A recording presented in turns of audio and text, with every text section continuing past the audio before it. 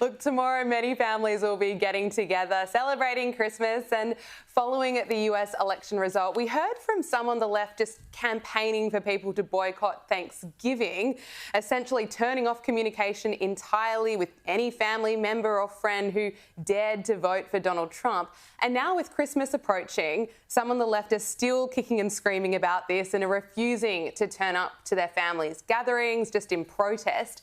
And others are nervously trying to work out how on earth to have conversations about politics with relatives who might have a different point of view. Now, some are suggesting that the topics of politics and religion just be banned altogether at the dining table. Yes, just working out how to speak to someone who might have a different point of view, may have some valuable insight to offer. It's all too hard, isn't it?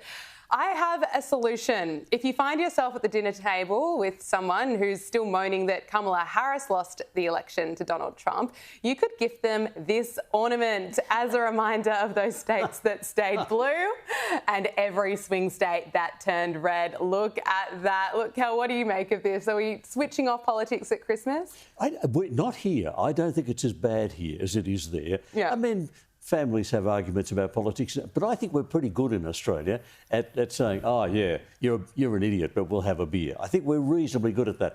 What's happened in America more than here? Actually, the big American dictionary, the Merriam-Webster, chose as their word of the year polarisation.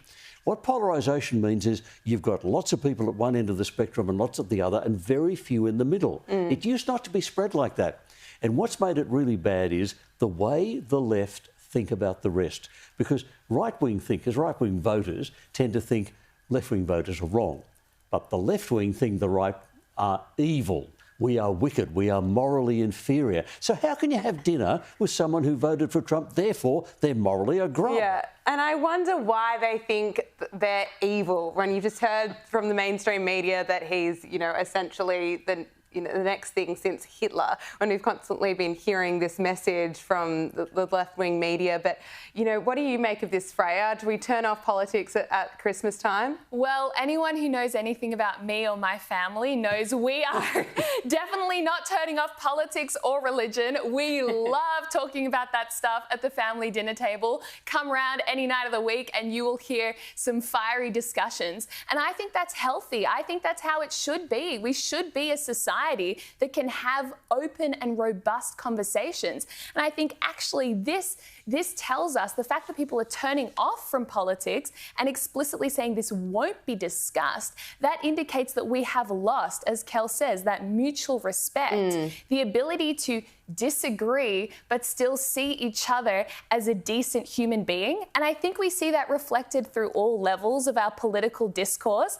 And I think, to be honest, the mainstream media has been one of the worst perpetrators of this culture by framing anybody that disagrees with them as evil. And we have seen people trying to import that kind of rhetoric into Australia, and I think that's very dangerous. We saw during The Voice, anyone who campaigned for no or was voting no was now somehow racist or stupid, and that is that same culture that leads to polarisation, and that is the culture we have to fight against. So if anyone is trying to tell you not to talk about politics at Christmas, I say no, talk about it, because when we stop talking about it and we do become divided, we do become atomised, polarisation will take root, and we cannot have that here in Australia.